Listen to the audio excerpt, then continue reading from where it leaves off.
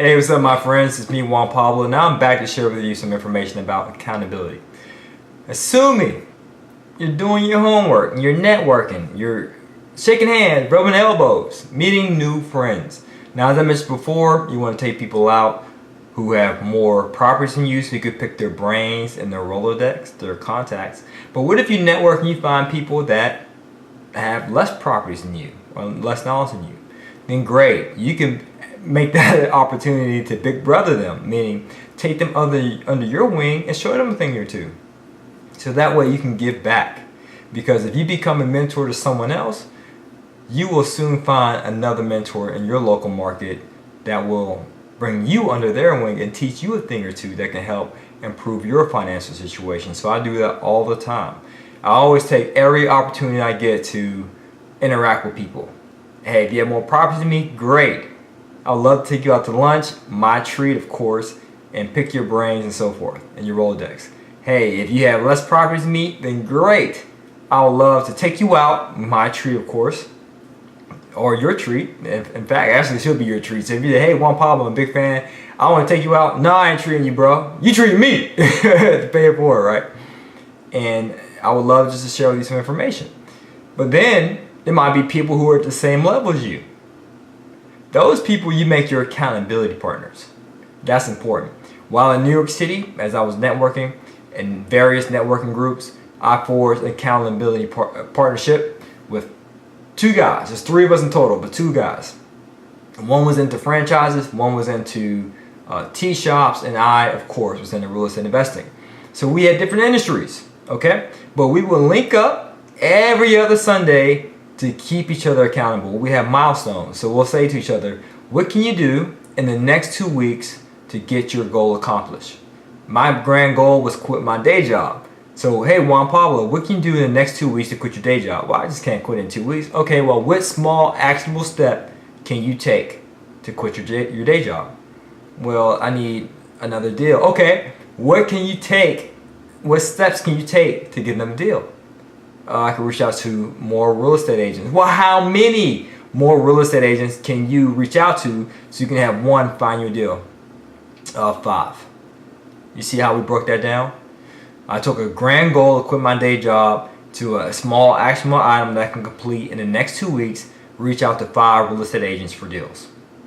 So that's what we did. And the same thing happened with my other partners. Oh, you want another franchise? Well, what do you need for another franchise? You need partners? Well, how many more partners do you need? You need to talk to 10, so maybe 2 of them will say yes. Okay, talk to 10 potential partners, reach out to them, and see if you can have 2 say yes next time we meet. Now, if you didn't complete your goals for the accountability, then the food was on you. We will always meet up on at some venue for drinks or for food, appetizers, what have you. And if you didn't accomplish your goals, the bill's on you, okay? So forge your own accountability groups. That's what I did in New York City, and that was instrumental to helping me close on many deals. It's one thing to say, you know what, I can do it myself. I can invest in real estate. I don't need no one to keep me on track, to keep me accountable.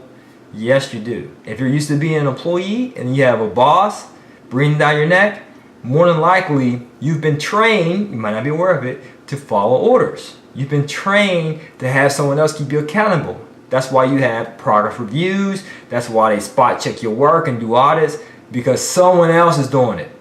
But it's different when you have to become an entrepreneur and you don't have that luxury anymore. But you can if you forge accountability groups. That people just keep you accountable. Just like being overweight. You might say, oh, it's January. Yeah, New Year's resolutions. I can't wait to trim this fat. I'm going to go to the gym 10 times a week and I'm going to eat nothing but air and water for the next 5 months. You go on 10 and then you realize, oh man, I'm burnt out. You know what? That cheeseburger is smelling good. Man, I gotta watch. I unplugged my phone. Why is it ringing?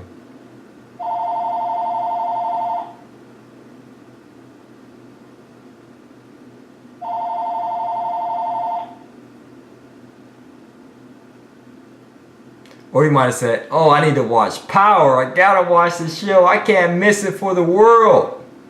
So I'm not going to go to the gym. You can't do that. You have to keep yourself accountable. Now, this is a sidebar. When setting goals, make sure you keep your goals in the sweet spot. What do I mean by that? Let's say weight training, for example, right? Losing weight, I should say. 0 is where you're starting at. 10 is to the max you can go to. Some people, they go all the way to 8 or 9. They'll say, you know what, like I mentioned, I'm not going to eat anything. I'm going to work out 2 to 3 times a day, 7 days a week. They'll do it for a short period of time, but they're in the kill zone. They get killed, they get burnt out, and then they revert back to 0. Or some people do comfort zone, which is not enough to see the results. They say, well, I've been walking 5 minutes a day, I don't see no results. Or I went from eating 5 cheeseburgers a day to 4.5, I don't see no results. Because you kept your goals in either the kill zone or comfort zone. What you need is that sweet spot, baby, between, if your goals were on a 1 and 10, between a 5 and 8, that's where you need to set your goals. It's hard enough that you can feel it, but not too hard enough that you have to stop, that you're not killing yourself. So make sure you do that, all right? Because even with this program, I don't want you to go kill zone and say, oh, I'm going to watch all the videos in one day. Or I'm going to reach out to 100 real estate agents in a week. Don't do the kill zone. Just do a small incremental goals. That's what I did in my accountability groups. Every 2 weeks we'll link up and I have one actionable item. Reach out to 5 real estate agents, for example. So just keep that in mind. And you want to network with like-minded individuals. People who are in the same position as you. So I said my networking events weren't necessarily real estate investors, but you never know. Your people may not be as well. But I prefer you to network and socialize with people who are in the same position as you, in the same industry as you. And make sure you use the accountability spreadsheet and the resources to keep track of your accountability. And I have it broken down to certain segments of how to keep each other accountable. So, you know, so-and-so's goal, you know, there's other person's goal and your own goals so that it can be competitive. Because I love competition. And it would help me win more if I knew I completed 80% of my goals and you completed 75%. I feel like a winner. Okay? So make sure you keep track using the accountability spreadsheet. And I recommend a schedule to meet up with your accountability partner in person. Not just over the phone, over the internet, in person. I've always done that with my accountability groups. We always meet in person with little to no technology. Again, have that trusty pad and paper, that notebook, and we would just converse in person. Because it's so easy to say, oh man, let's just do it over the phone because we might miss out. Oh man, no, don't do that. Do not do that. You only stick to your guns. Meaning you only meet with people face to face. That's the best form of rapport, is face to face interactions. At the government, we used to have people complete surveys. The more surveys you complete out, the better. And we realized, wow, we get a higher response rate when we knock on doors face to face. Because it's hard to reject someone face to face. Not saying it's impossible, because I'm sure you might slam the door in someone's face that's trying to sell you a vacuum cleaner easily, but some people it's hard for them. But it's easy to hang up the phone on a telemarketer, isn't it? Or it's even easier via email, right? Like, get out of here, I'm not interested, I'm gonna unsubscribe from your mailing list. But it's a bit more difficult to reject someone face to face. Likewise, when you meet with people face to face, your accountability partners, it's very difficult for either them to reject you or not do this or do that, and it's very easy to establish rapport. Okay, so make sure you meet in person. And keep your accountability partner accountable. Don't just focus on your goals and what you have to do. If your accountability partner shows up to the meeting and didn't do their goals, pull the card and enforce some type of reprimand, enforce some type of consequence. Hey, Jane, you didn't do it. So guess what? Guess what? Drinks on you today. And if they continue to fall behind or fall short of their goals, let's say within 2 consecutive meetings, then potentially be kind of tough and potentially X them out of you being your accountability partner. And let Jane know, hey, I joined this accountability group with you because I believe that you were an ambitious individual, but I don't think you're taking it seriously. Why would you say that? It's predicated by your actions. You're doing like 30% of your goals and every time you're losing. We should be neck and neck. I should win some, you should win some, but I'm winning all of them. So to me, you're not taking your goals seriously or as accountability partner. So we still kick it, it'll still be cool, but I need to find another accountability partner that'll take this seriously. And make sure you take this seriously. Be consistent, okay? And if you can't find an accountability partner, then use our closed Facebook group to find one and say, hey, is anyone in the New York City, the Atlanta area, LA area, anyone in the Miami area, Chicago area, Dallas area, Houston area? Shout out to all my favorite cities, Pittsburgh, Pennsylvania area.